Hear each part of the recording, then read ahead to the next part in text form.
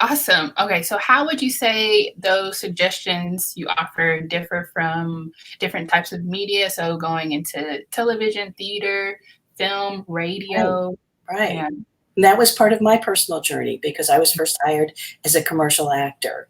And even though I had jobs in film and some TV series, yes, if you look very quickly, you can spot me in Dallas way back when. But I realized that I was best at commercial and what we call corporate educational film. Used to be called industrial film. And Mhm. these are the training films that clients, that companies will make to train or perhaps educate libraries or museums, talk about exhibits, that those kinds of films. That was my niche, understanding where your niche is, where people can perceive you as best delivering. And sometimes it takes you a while. Sometimes it's a teacher who tells you. Sometimes you learn on the job. Uh, and you just have to realize how you're being perceived and follow that as well. I really recommend that people who are just getting started in the industry try everything from improv to straight dramatic theater. We know theater performers are good about improv itself, and things change. When you're doing TV and film, that's a very different medium, but the acting chops are still there, and much of what you learn on stage carries over very easily. So I'm speaking with my actor hat on, and I know you're going to be talking to other actors tonight. They will have much more to say. Yeah. But from the other side, that I think actors truly tend to miss because we're really focused in on the skill and the craft of acting, is the understanding of the business side of acting. And that's where SAG-AFTRA comes in. Mm. It's very important for our actors to understand that you're being hired as an actor. This isn't a job. You're being employed as an actor. And those relationships with the person who is hiring you can differ depending on whether you're doing a non-union job or a union job. Just to be very blunt about it, non-union jobs are what we would call plumber contracts, where you hire someone on a 1099, you come in, you're going to be paying your own taxes, you're going to be covering your own Social Security and that out of your paycheck. You need to be aware. Yeah. Union jobs are different in that you are being hired as an employee of that, what we call a signatory. And that employer then pays into a pension and health fund for you, but also meets a standard of how you will work during the day. So in taking a union job, whether it's a commercial, TV, film, an audiobook, we have contracts that set up minimum requirements. What an 8-hour day looks like. You know, what is that dressing room that is being provided? When are the meal breaks? Am I being paid for the wardrobe that I have to bring out of my own closet? Yeah. All of those details are part of the business side. And since it's show business, it's really important for an actor to learn as much as they can about both sides. Yeah. Yeah. That's awesome. Amazing. And following up, I had a personal question as far as being an independent filmmaker and knowing the struggle of being an independent filmmaker, trying to finance your own film, whether it's short or feature length. You are kind of finding, in a sense, some ways to cut corners, and that is going with non-unionized work sometimes. But is there a way for an actor and possibly the filmmaker to enter that with a better sense of safeguards, I guess? And do you have any advice or suggestions for that type of? Yes, I think the first thing I would suggest to any creative artist as an actor is understand that, you know, some of them are wearing multiple hats. They write, they produce, they direct, but they also act. So that's why the business side and contracts are really important. Yeah. We have actually something called the Production Center. So here's a website for folks to look at. It's SAG-AFTRA, that's one word, no hyphen, SAG-AFTRA.org/production. production center. If you go there, you can actually see the various contracts that we have. Take a look at them. Some are divided by whether it's theatrical or TV, new media, a student film, a SPA, what we call a short project agreement, audiobook. A lot of that information is there that will give you an idea of what those contracts look like, what a day rate might be, because you as a producer trying to get your project off the ground will need to set up a budget about how much is it going to really cost me to do this film, even if it's a short. And you might be surprised. I suspect you will be surprised to find out you can actually use union members in your very low budget project, because our members are willing to work sometimes for up and coming directors and writers and projects that they really believe in. So for those who are producing those independents, I encourage you to actually send us your casting list. I encourage everyone to do that because you want to see the best possible candidates for your project that you can. Yeah. So if you will allow me, Ebony, my email, I think might be helpful for anybody who wants to send a casting list or has a question in the future. But it's pretty easy. It's trish.avery at sag-aftra.org is the place to go. I would encourage you as an independent filmmaker to explore whether or not our contract will fit. And certainly we can have a conversation about that. Most importantly, I think our actors need to understand that it is a work situation, whatever the size of the project. It's a work situation they may not be familiar with. So I would advise actors, if you have the opportunity to work behind the camera, to do a PA position or be on set, not as an actor, but understand all the moving parts from a potential employer's point of view, then you will understand where you fit in these floating factories of creative content, and understand all of the many decisions that you, Ebony, as a director or producer, have to figure out in a day. What's going to happen with the weather? Oh, that actor didn't show up. Oh, I need 5 more background folks. What am I going to do? Now it's sleeting. Oh, the wardrobe person didn't show up. All of those things that you have to contend with in the day-to-day production of creative content, challenging. And actors are an essential part because they're in front, but they need to know what you do and the many levels of the various departments behind the camera and what they do. Definitely. Yeah.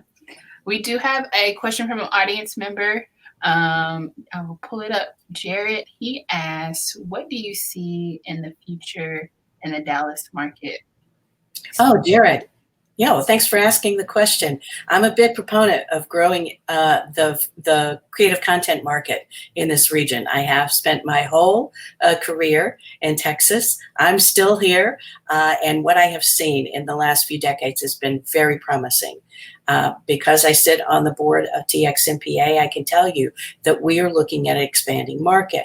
Now, with COVID, it's anybody's guess on how this will roll out, how production will continue carefully, safely, because we're working very hard on setting up safety standards for our productions. But we feel confident that, and we already know, people are creating content and beginning to morph how they create it and how they distribute it and how they build audience.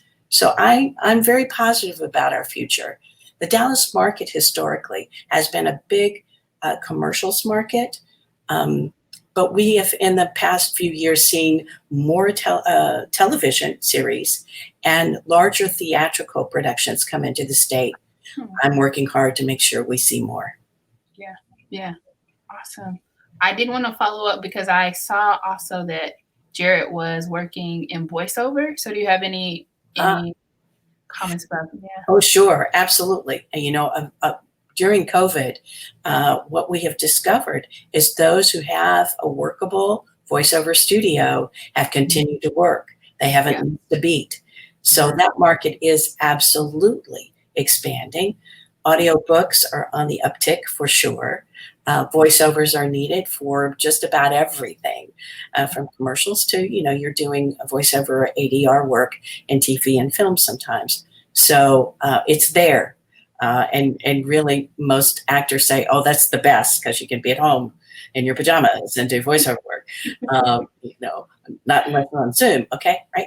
And we're learning to do that as well. We're seeing actually on-camera productions happening in quarantined areas where people are creating their own home studios and creating content. But yes, voiceover work is alive and well. Got you. Good. Let's see, other questions. Well, I guess, what would you say is a proper steps for an emerging talent? So is it to find, I know even with your advice, working behind the scenes, behind camera is important, vital, but as far as getting a portfolio and then do you find a talent manager and then work with SAG-AFTRA, or how does the order, I don't know, proper order Right. work? Well, there used to be a hierarchy of, well, okay, you get your agent and then the agent will send you out and that's how you get work. Now with people having their home studios and more auditions happening through FaceTime and remotely, the jobs are going directly to the talent. I think as an emerging actor, you want to learn as much as you can about technology, but also about the industry. So I would look at the trades. I would look at backstage. I would look at deadline. I would look at every trade you possibly can about who's doing what, where, and get to know who the players are in the industry. If you're looking for an agent, and that's generally where most actors begin, was they've decided to step in and pursue this as a career, because agents have the connection to those who are hiring. So you can certainly reach out to me via email. We can give you the list of what our franchised agents. And these are agents who have worked with us and have signed an agreement to work by a certain business protocol with the union and representing members who are professional SAG-AFTRA members. So certainly we have that list for you. There are some areas in Texas, like in Austin, where there are no franchised agents, but we have a list of those agents as well, and have a getting started package that we can send to you. It kind of steps you through on, okay, here's what you probably need to do. Reach out to a number of agents. I wouldn't recommend that you invest a lot of money in pictures until you have an agent, because most often they like to see you in a certain light, not a particular photographer necessarily, but want to make sure that you agree on, this is really, you need to be that car salesman guy. I need those kinds of looks, or whatever they feel is important, or the kind of work they feel you can do best. Yeah. So that's where I would begin, is collecting as much information as I can. Yeah. Another thing on education would be to go to the SAG-AFTRA Foundation. Right. This is our nonprofit educational arm, and there are numerous conversations and workshops online that you can look at and educate yourself with people who are in this industry already. And just going to sag-aftra.org could be an eye-opener on seeing the information that's available for you. Awesome. Wonderful. I had a question, I guess, as far as being an established talent, someone who's been in the industry for a while. What advice do you have for those individuals who maybe have not hit the mark that they wanted, or the goal they want? They have big Hollywood dreams and they haven't gotten there yet. How do you, I don't know, what is your best advice for those? Right. Well, setting goals are good. What is it, that saying about luck is when preparation meets opportunity. So definitely, if you're at that point and you've met that goal, we certainly would like to have you as a member. We are the union for the professional actor and recognized as such, but it's not something you can choose to join. You have to become eligible to join SAG-AFTRA, which means you have to have worked under a union contract as a principal or provide eligibility in the various ways that we have in order to join. So a lot of people have set that as a goal because it kind of is a good, good seal of people who are making the decision that this is not a hobby, this is my career. Yeah. And that is something I would hope people would, who are really serious about doing the work, would look for. Typically, in past decades, our folks here in Texas, we were a great starting ground for people that would get some experience, and then they would go to the coasts and join in LA or New York because a lot of the work was there. And there still is a lot of work in the coast. But more and more, we're seeing the work go into the interior of the United States. So membership is growing, not only in Texas, but Atlanta is a huge market with all of the studios that are happening there. And because this is such a competitive industry, I think you want every possible advantage you can find in separating yourself out from someone who is just playing in the business to those who are really committed to doing it. It's tough. It's tough to get a job, even when you have that audition. So you want to be prepared. Yeah. That is, yes. Gotta persevere. Gotta keep going. That's true. And it can be daunting to be rejected over and over and over again. That is one thing I hope actors understand, that rejection is part of it. An audition is really your job a lot of times. Just getting the opportunity work sometimes can be the cherry on the ice cream. Yeah.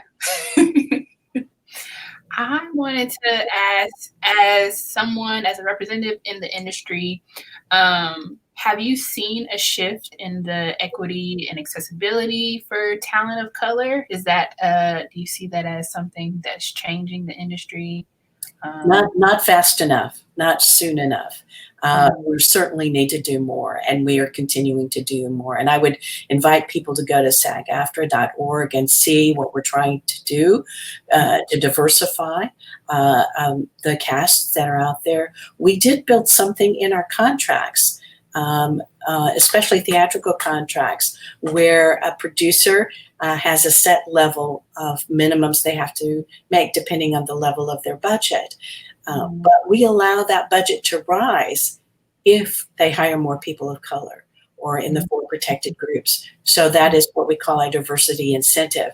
So we've tried to put some action behind that for producers to really take advantage of this. And we know we're seeing it over and over now. Adweek just had an article today on they want diversified voices. We need that. We need to see the real America. And we're all for that. Absolutely. Beautiful. Before we transition, Trish, is there any last comments, statements you want to say? Any other things you want to? I just think this is so great that you're building the community this way. I really appreciate DBFF. I loved your flying logo with a heartbeat. That's wonderful. It's really great that we keep our communities going and support one another at this time. It's going to be a brave new world for us. It's going to be a new normal for all of us, but I see that as opportunity. And I really thank you, Ebony, for this opportunity to talk to your community. Thank you so much, Trish. Thank you. Stay safe. And yes, we will see you again soon. Hopefully in person, virtually, one way or the other. Yes. Bye. Bye-bye. Awesome. We are transitioning now to our Actors Roundtable. But before, I wanted to introduce our moderator, Mr. Calvin J. Walker. How are you, Calvin? I'm good. How are you? Let me brag on you a little bit. I'm good. Let me brag on you before you get started. So let me read your bio. Calvin J. Walker is an award-winning filmmaker based in the Dallas-Fort Worth area. Calvin has been active in the independent film world since 2012. During this time, he has written for producers from various parts of the world. He's directed a multitude of projects within the web series and short Film Space. Calvin's casting agency, WM Casting Group, is becoming one of the go-to agencies for production companies looking to cast diverse talent. Calvin has been married to his beautiful wife, Rihanna, since 2008. They have three amazing children. Thank you so much, Calvin, for taking the lead and moderating this part of our discussion. So, Of course. I will hand the reins to you and step back. So feel free to introduce the rest of the group. Cool beans. Thank you, Ebony. Thank you so very much. So, hi guys, I am Calvin, and I am so excited. I am probably the luckiest person in the whole wide world today because I get to bring on two of my favorite actors and favorite people, Miss Nikki Dixon and Mr. Bryan Pitts, and they will be the other three people in our round table today. So, let me fix my camera. I'm happy. Oh my gosh, my people are here. So I will let you guys go ahead and introduce yourselves. Nikki first, and Bryan, and we can get into the magic. All right. Can you hear me okay? Mhm. All right, great. My name is Nikki Dixon. I am an actor here in the Dallas area. I am still local. I like to travel with my work. I've been in the industry for some years. I've been in the game for a minute. I've worked on shows like Queen of the South, which was based here. Also went out to New Mexico, worked on Longmire and The Night Shift. I also did some work in Georgia. I was on Tyler Perry's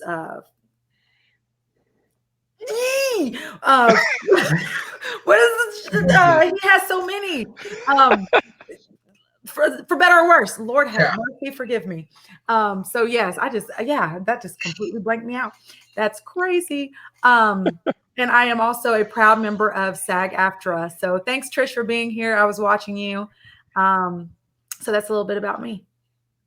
Awesome. Well, I guess it's my turn. My name is Bryan Pitts. I am also from here, grew up in Irving. I am local. By the way, you get to see this is how I live. So there's no nice, clean background in this world. You got to get it the way it is. I'm working from home. I'm very fortunate to have a job that allows me to act in addition to working for them. So I'm working from home. So this is my office as well as where I live. I got started in theater. I got started actually in community college because I wanted a class that didn't have books or tests, and it ended up being acting. Fell in love with it.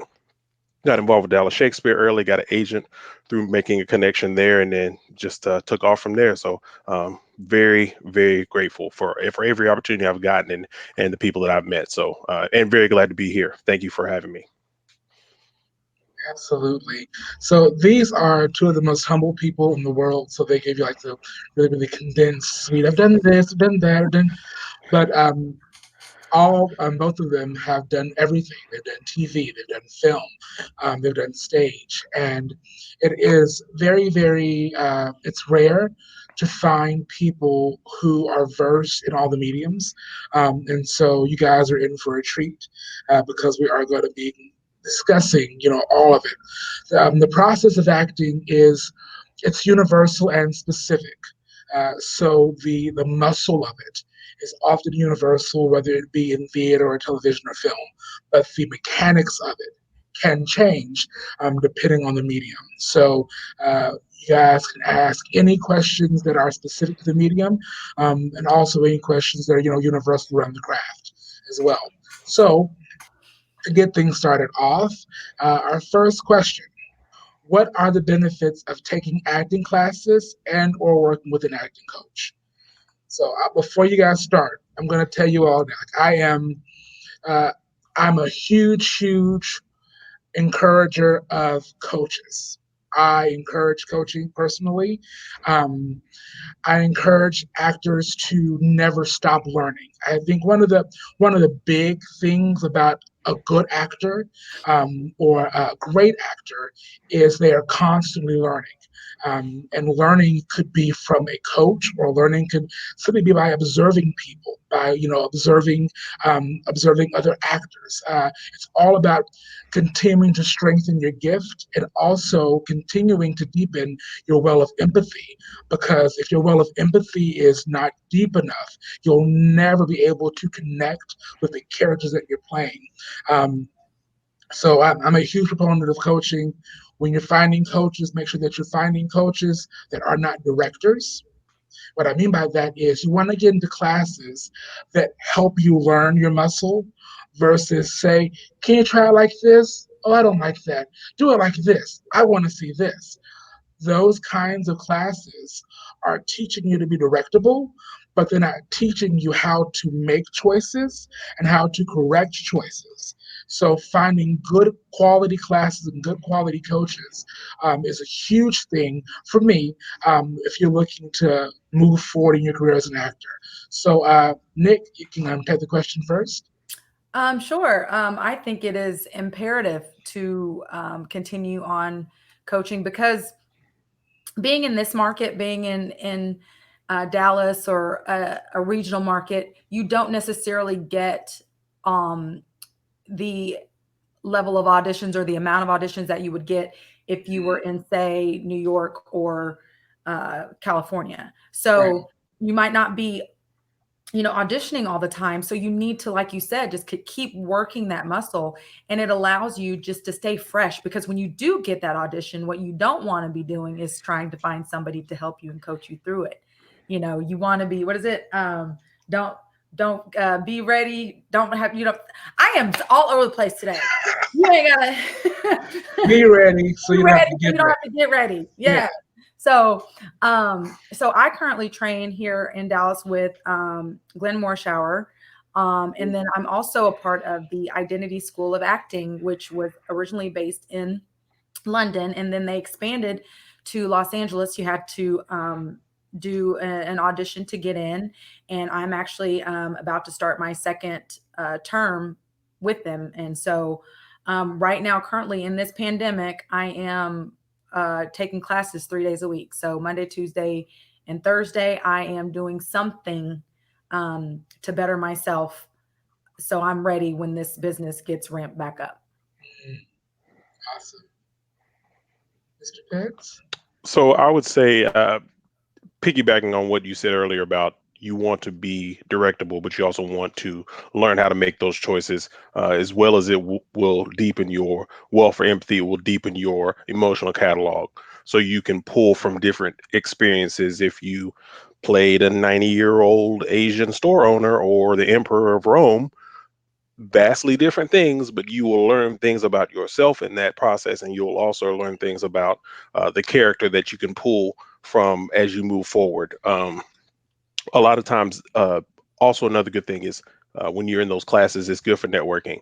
You can learn about new opportunities. You can learn how other people do things, what other people are working on, and a great way to support your fellow actors. And I know it's very, we are doing something that a lot of people want to do, and we're also doing something that a lot of people get criticized for doing.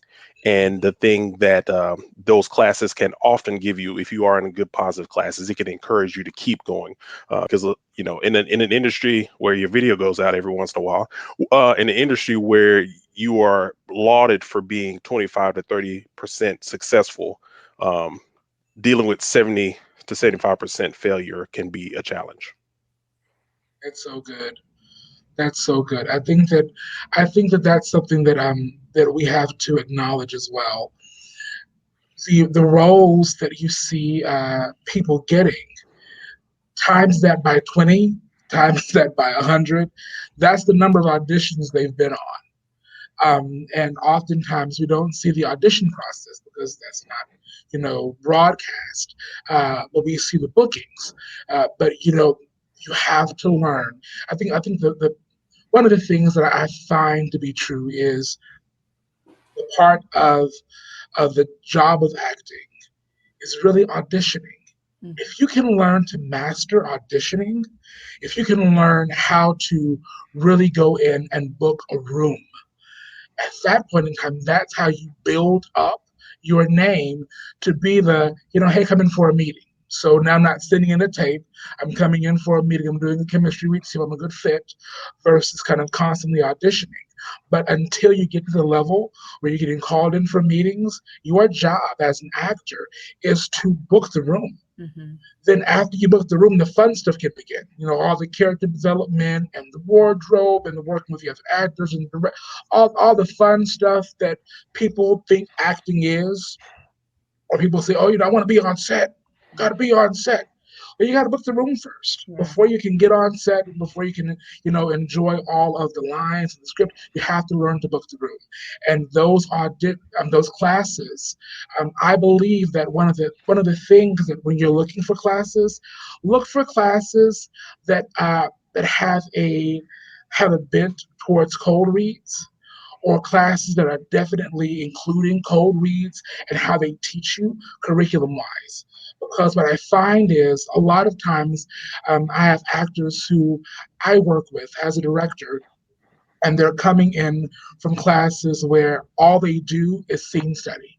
And so when they're coming into the audition, they're used to, they're not used to getting a script and saying, hey, you got 5 minutes, go in, find something, uh, connect with something inside of what I've given you, and go.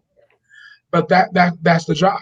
You have situations where your agent's going to call you 10 minutes before an audition and say, are you around this area? Can you go down because they're looking for your type? They have an open slot. Can you go down and do the audition? And you can't say, hey, can I please have a day with this? I want to call my buddy to run my, like, there's none of that.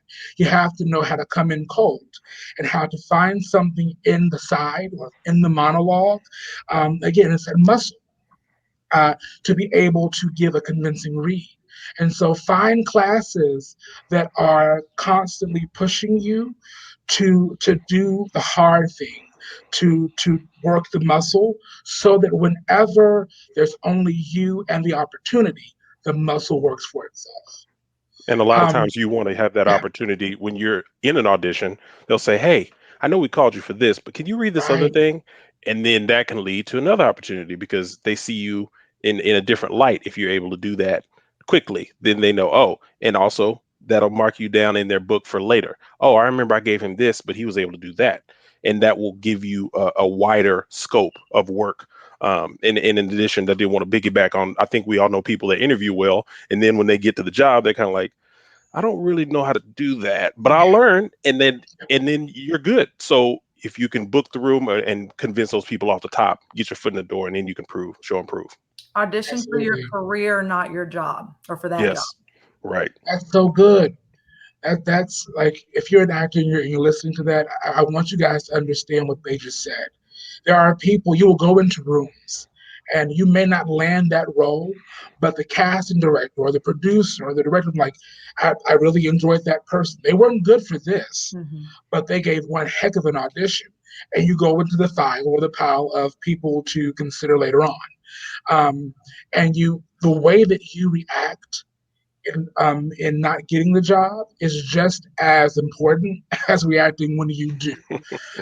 Social media has given us this great way to network, right? We can put ourselves out there, we can, shop our skills, but also it's given us a way to run our mouths.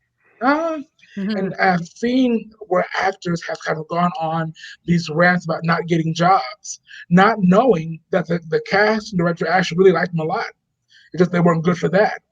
Now they've gone from being in the, let's find something for them pile to, whenever anyone calls me and asks about this person, I'm going to tell them to pass because of their professionalism. So remember, you're always auditioning for your career.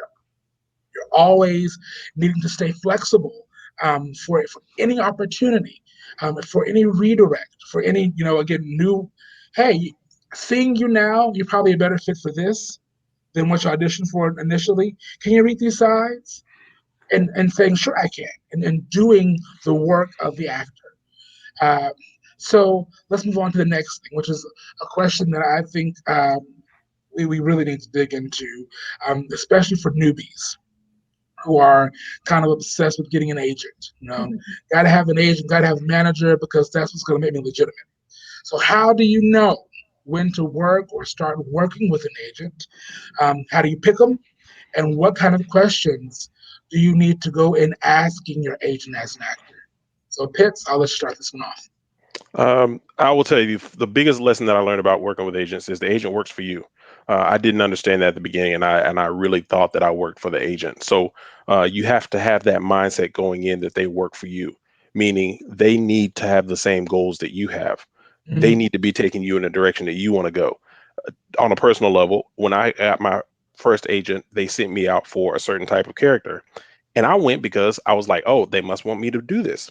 Not realizing the more I went, the more I said, that's not me. You want an agent that encouraged you to be you because they picked you as you. They didn't pick you to be somebody else. I mean, that's a great life lesson and all that good stuff. yeah. But make sure that agent sees you as you, and what you bring to the table is unique. You need to embrace that and be proud of that. So I would say one of the main questions is, what do you want to do? You have to make sure you have a clear focus, because they'll just take you in whatever direction that they want you to go in, and that's not what you want to happen because it is your career. Another thing is you want to have a good relationship with your agent.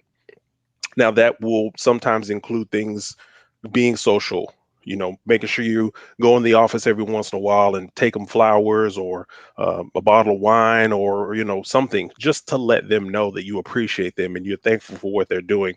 Um, and I guess I did want to take a step back because you did ask, when do you know that time? I would say start looking as soon as you feel you're ready, because you have to feel like you're ready first. Mm, Don't eliminate yourself. That is another general lesson. Don't eliminate yourself from a job. Don't eliminate yourself from an agent. Don't eliminate yourself from an opportunity. Let someone else do that. And then even if they do eliminate you, know that that's not a permanent thing. I've auditioned for roles for what I thought was going to be this project. Project flipped around 6 months later. I ended up doing the same show in New York. I didn't do anything different, but I was consistent and I was honest about who I was and what I was going to bring to that role. And I think the direction that they went in, it just wasn't what they wanted. Um, and then I would say, make sure your resume is legitimate, and find some people that are either with that agent or with an agency to help you look that over. You have to mm, be open to criticism that is going to move you forward. I think as every actor, we are constantly being criticized, or hey, you should do this, or our moms and our grandmothers and everybody and our partners have great input as to how we could be better. But you have to have people around you to say, hey, that looks good, that doesn't look good. So I guess that would be my big thing. Just have a goal. Be proud of who you are and know what you bring to the table and what you can offer, because what makes you powerful is your uniqueness. And then also mm, just make sure your submission, make sure you have a good photo. If you don't know who can get a good photo of you, ask around and look at it and say, is this me? Is this a picture of me, or is this somebody else that I think that they want? So to kind of put that all in a button, that those are the things that I would say about working with an agent. that's great. That's great. Nikki? Well, Bryan was wonderful in everything that he said. Like, I read okay, your notes. now what am I going to say now? No, Go ahead. no, I agree completely with what Bryan said. I would add to that, though, in this day and age, in this industry, a lot of times now agents are looking to see some sort of footage, some sort of something that you can do, especially depending on your age. If you're younger and newer and coming in, like if you're an ingenue, in your teens, early, 20s, whatever, they'll give you a pass not to have footage because you haven't been doing it for a while. But if you're coming in like as a second career, they're going to want to see what you can do because they already have established actors already on their roster. So to do that, that's when you start working on independent stuff. That's when you start working and to get that footage that you can submit with your package. And like Bryan said, you have to have a good package. So you don't have to necessarily go out and get professional headshots because more than likely they might want you to get them redone, or not necessarily with a specific photographer, but they might want you just to get some different shots that you might not have had with somebody you already went and spent $500 to get pictures from, which you don't want to do and have to redo them. So just know how to get your package together.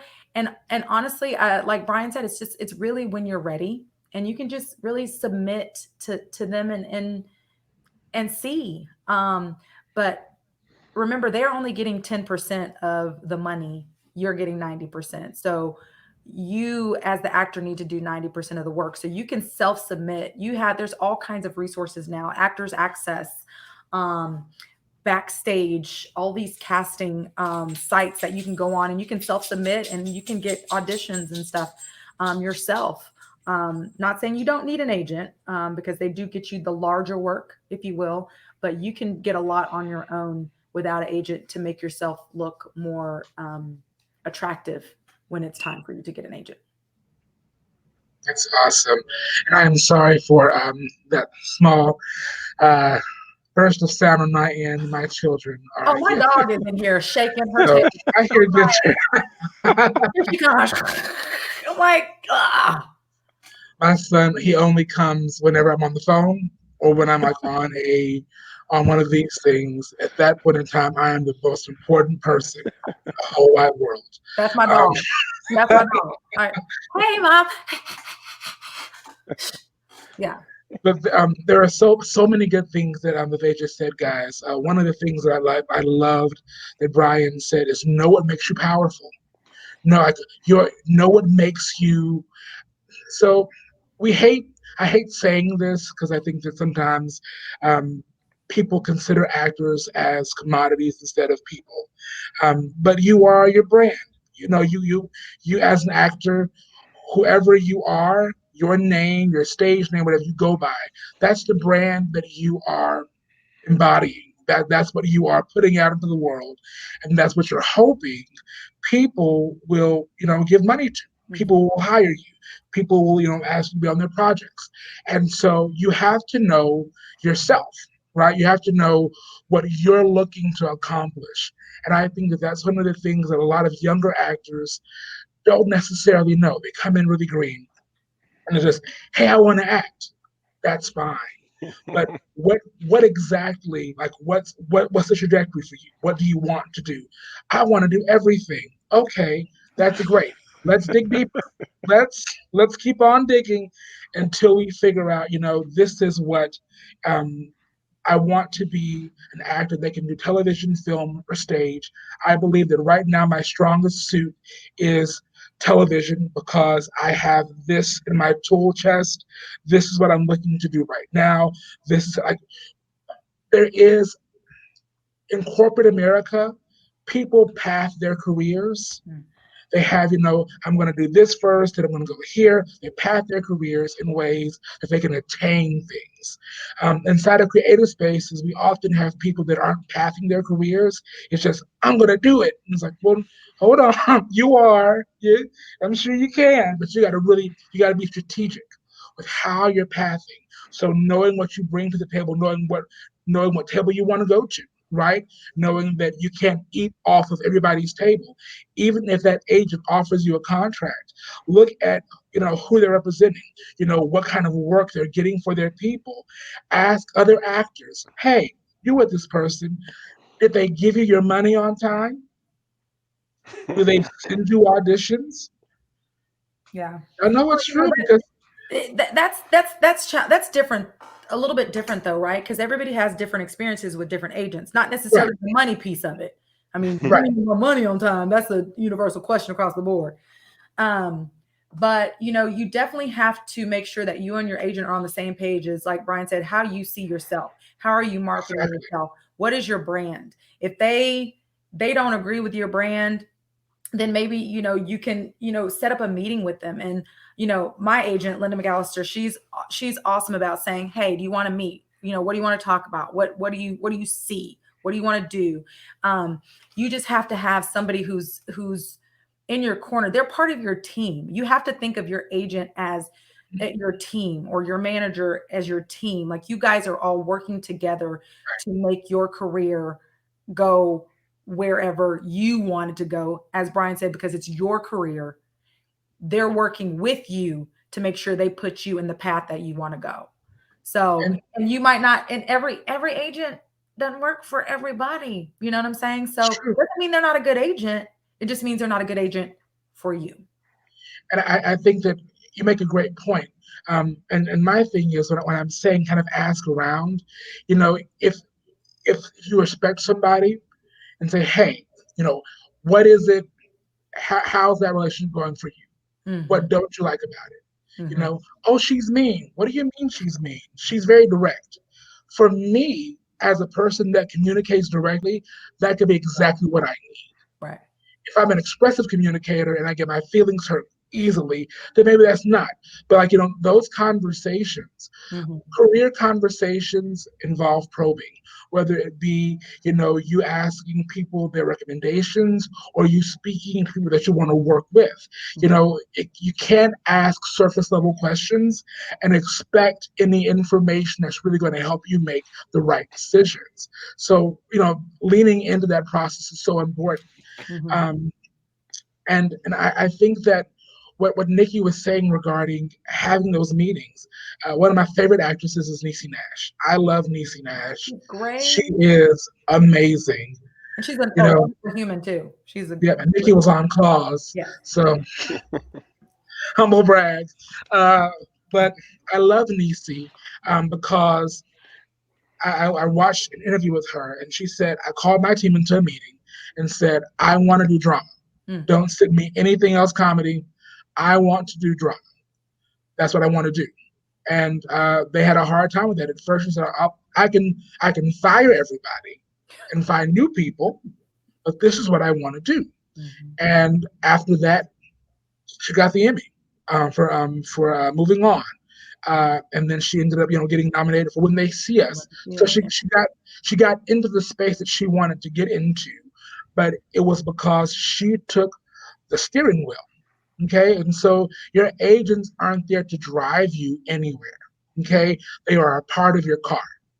You still have the steering wheel, and it's really important that you are ensuring that you're driving your career forward.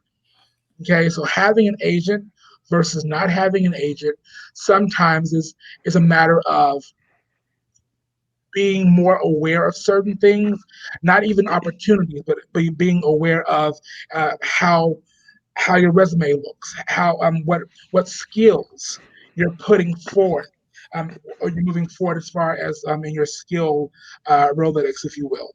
Because there are some people who they put the strangest skills on their resumes, and it's like, don't put that on there. You put that you sing first. That's going to be helpful to you. But agents are there to advise you. They're there to coach you and help you. But if you have no drive, the car still goes nowhere.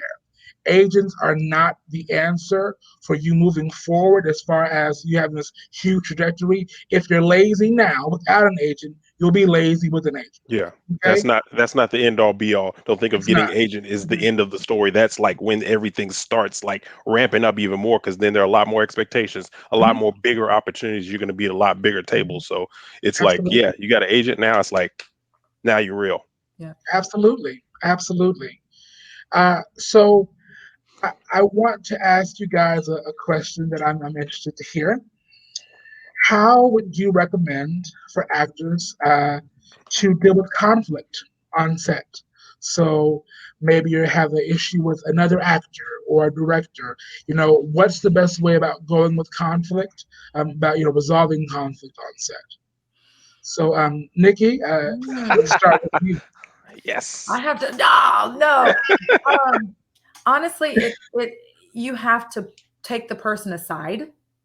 If it's a big conflict, what kind of conflict are we talking about? Are they being are they harassing you? Are they being, disrespectful? I think it really depends on the level of conflict, because sometimes, somebody could just be having a bad day and you really just need to just say, you know what, I'm gonna take this L and just go sit in my trailer and chill and not do anything about it. Now, if it's something that's major, you can always pull that person aside and say, listen, I'm having this issue right now, or, can we discuss what just happened. So we can work through it, so we can continue to work together, especially if you're on a series for any amount of time and you got to continue to work with that person. You definitely don't want any bad blood. When it comes to a director, that's a little bit more touchy, in my opinion. But again, it goes back to just pulling that person aside and just actually discussing whatever the conflict is. I know that, I've worked with Mr. Calvin a couple of times, and, we had a, not necessarily a disagreement, but we had a different way of seeing how a certain character was acting or how they react. And so, he and I, again, it wasn't a conflict, but I just said, hey, can we talk? And I said, can we just try it this way? Can we just try it my way this one time? And I think it's just the way you approach it and the way you finesse it. And he was like, sure, Nick, sure. I think he was mad. Yeah, Nick. I was not that way. Yeah, Hey, you were. let's clarify. Sure, Let's Nick. clarify. Just like that. Sure, Nick. And so I say, okay. So he rolls camera, action, like he mad. No. And so we did it. And after that take, he comes up to me and he said, Nick. I said, see? I said, now we're going to go and we're going to do it. Now we're going to do it your way. So, I mean, I just think that there's a way. Am I lying? Okay, so let's clarify. Okay. For sure, Nick was not as rough as she would put it. Because, on that same set, there was also a time where I had a redirection for her and she gave me an okay. And so, let's put that out there. I did. Yeah. And it worked out well. It worked out well, and it was done. It was done respectfully to where we both at that time. It wasn't done in front of anybody else, Right. And that's the way I think you resolve a conflict, is to make sure it is between you and whoever that conflict is with, and you do not involve anybody else on that set, because they do not need to know, especially if it's a lead and the director, because you don't want any tension showing anywhere else. So that's my advice, is just to always pull that person aside and just talk to them one-on-one, respectfully. Sure, Nick. Sure, Nick. See? I love Nikki Dixon so much. Let's say. So I would say the very first thing, you have to operate without fear. I think a lot of time as actors, we are so afraid of losing a job or a gig or the relationship. You have to be confident in what you're doing and be willing to accept the repercussions or ramifications of those actions. Because if you feel strongly enough about something, you have to speak up. Because another thing about actors is there are people willing to do what you're doing for free. And if you're getting paid to do it, and they say, well, if you're going to be a problem, if you can't get along with X or whatever, if you can't get along with the program, we're going to replace you. And they will go find somebody that'll do that role for a cup of soup. So you have to figure out where do you want to draw that line, because it is important, and that leads to the reputation. You want to have a reputation of somebody that does go along with things, but a person that's also that is their own person. Because sometimes you have to say, I don't operate that way, and you have to remove yourself to salvage your own reputation or your career. You don't want to get caught up in something that is a tyranny, to where one person is just like pushing everybody around like a bully. So you don't want to be the actor that does this or does that when a conflict occurs. We're on this call because acting has no rules. This career has no straight path. It's not like becoming a doctor or a lawyer. It's something that once you say you're an actor, you're an actor. Once you say you're a professional and you're getting paid, you're a professional. You don't really get a certificate. You don't become licensed. There's no oath. There's no promises, nothing. You can be in a movie one day, be in Hollywood, red carpet, and that'll be the only thing you ever do. And that's your career. Or you can do really, really small roles for 50 years, and that's your career. So you really have to be confident in what you're doing and why you're doing it, because at the end of the day, which this pandemic has, I think, taught a lot of us, I have to live with me at the end of the day. So did I behave well while I was there? Did I clean up after myself, or did I throw food away? That's kind of going back to what Calvin said. You are constantly being watched, and people notice what you do and how you conduct yourself. So if you take that stand for yourself and you are proud of yourself at the end of the day, and you have your agent to back you up, then I think you have done yourself a service, which I think a lot of actors might not always do just because they don't want to lose out on the opportunity. Right. Right. It's better to be replaced than to have your integrity reduced. It's better to be replaced than to have your integrity reduced. And I think that as somebody who has been replaced for just not being able to come to an agreement, right? And it doesn't have to be a huge argument. It can simply be a nope, I can't do it. I think that you guys will be better suited with someone else that can more easily conform to what you need. And I think that that's something that we as creatives have got to get to, this idea that my integrity, my character means more to me than being booked. My integrity and character means so much more than people, giving me a job that is going to reduce how I feel about myself. Because checks come and go, right? And we would like the checks to come more than to go. But when you stick to what you know in your gut, that's how you get consistent money. Consistent money flows from a place of integrity and honesty. And money that kind of goes usually comes when you did something that you didn't want to do, and now you have a kind of this weird niche of being this character. It's like I didn't really want to do that, and now all I get hired for is that. And when I go out for other things, nobody hires me for the other things that I want to do because they can only see me as this. And so, you put yourself in compromising situations in an attempt to go along to get along. It's really, go ahead. I'm sorry, I was going to say, I was going to also say too, this is a good time to have an agent. If you do have a conflict on set that is too large for you to handle, you call them. You step away, you call them, and you allow them to handle it. You let them be the bad guy for you. Yeah. If it comes down to that, and then as Calvin, as you said, if at that point you're going to be replaced because maybe they want you to go topless and that was not in the script, and something like that, you call your agent right away. They'll get on the phone, and if they have to replace you, then guess what? They have to replace you. But that is, also a way that I did want to say you should have in your back pocket to resolve conflict if you do have an agent. Absolutely. And I think that it's really important that we don't fear being labeled as difficult just because we have standards. That word difficult is often weaponized against people that have standards. And so you can't be, afraid of people saying, oh, they say that I'm hard to work with.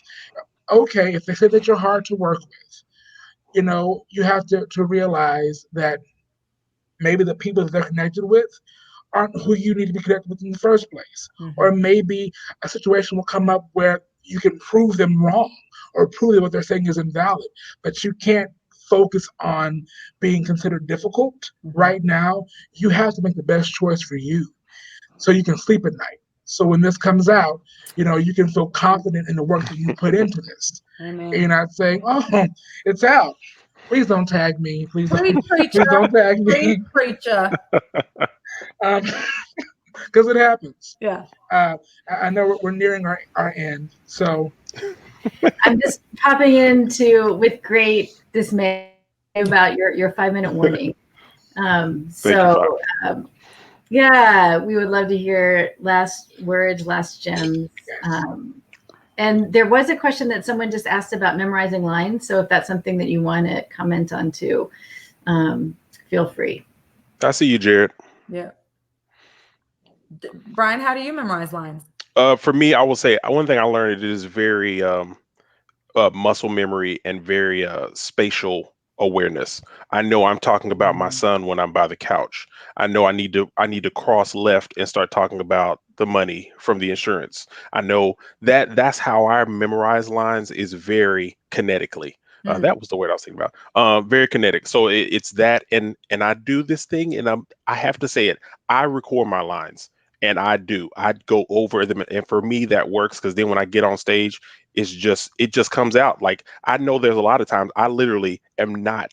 I am not in this character because I just heard something fall, or I just stepped on a nail, and I just keep going, and then I drop back in once that pain subsides or something. So I have to have that in my head just constantly going. So I'm a kinetic learner, and literally repetition. How about you?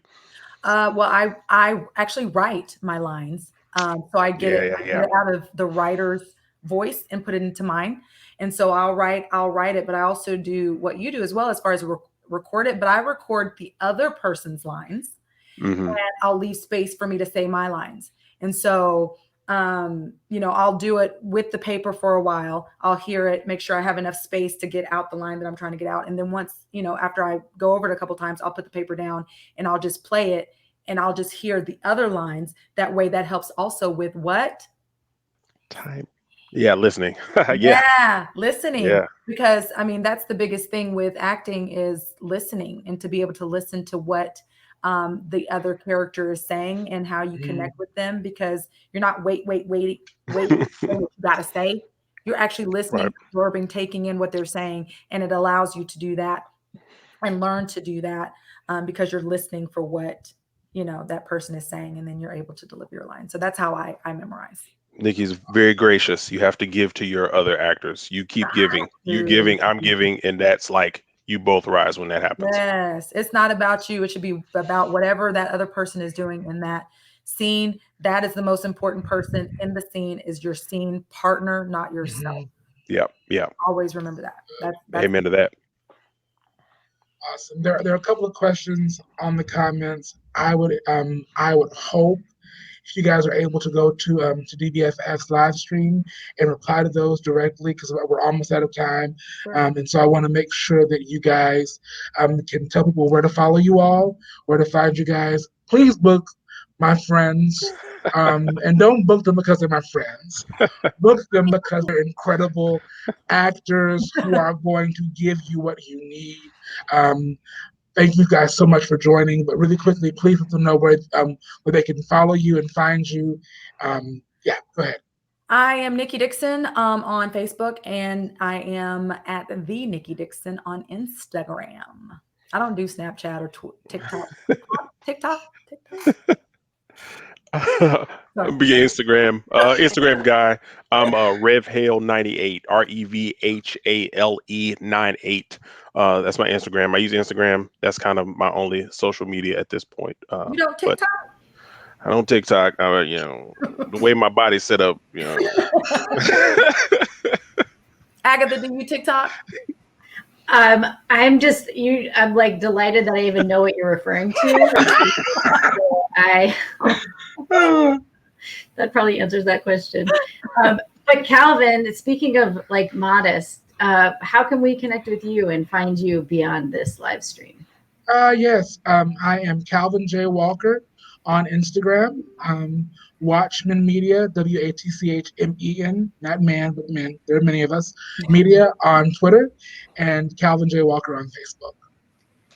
And just as Ebony and I transition to wrap up, feel free to you'll still be in this platform, so feel free to use the comment function if you want to type out any of that information, just so that all viewers can see it. Thank you. Thank you. Thank you, Agatha. Thank you so much for having Thank you, Agatha. Thank you guys for having us. Yes. Thank you all so much for sharing your North Texas. Way to go, Denton. Nice. And we hope to continue this conversation with you in various forms. So enjoy the rest of your evening, you all. And Ebony and I will offer a few more wrap-up comments. So hopefully all watchers will hang on for another couple minutes. Thank you. Great to see you, Nikki. Thank you, Calvin. Thank you, Agatha. Thank you, Ebony. Thank you. All right. Bye. Awesome. Yeah, Agatha, I guess I wanted to reiterate your announcements from the top of the hour. So new viewers, make sure you stay connected to Denton Black Film Festival via Facebook, via Instagram. I think everything is Denton Black Film Festival social media. And as far as upcoming events, on August 9th, we will be having another Soul Talk. This is just an artist gathering discussion. So make sure you can join that. It's going to be streamed just like this via Facebook and YouTube. And also on August 20th, we will be having a spoken word event called In My Voice, which we actually have a short clip for, which I will play right now.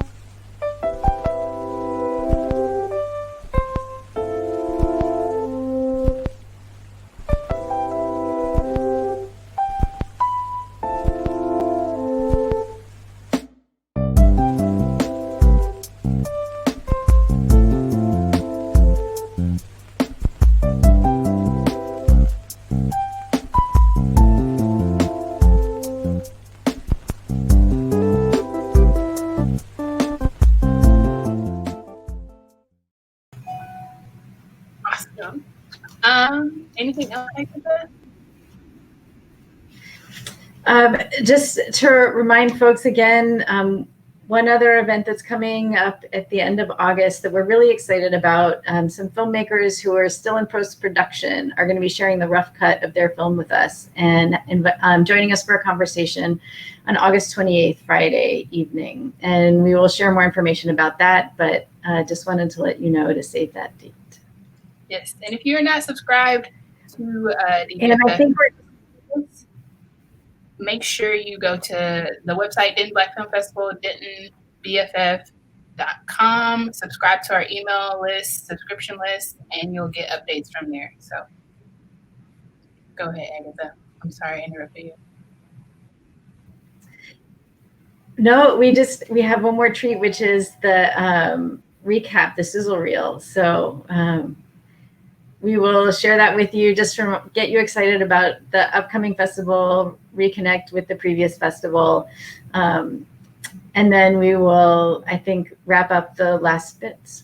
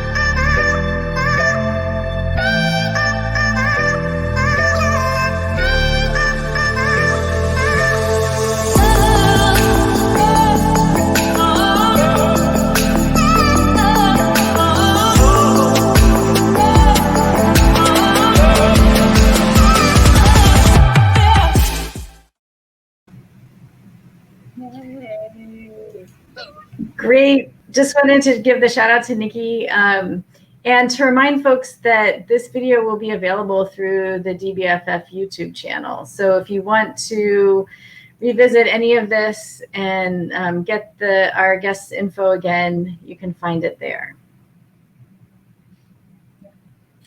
Thank you so much. And thank you everyone for joining us. We're really grateful.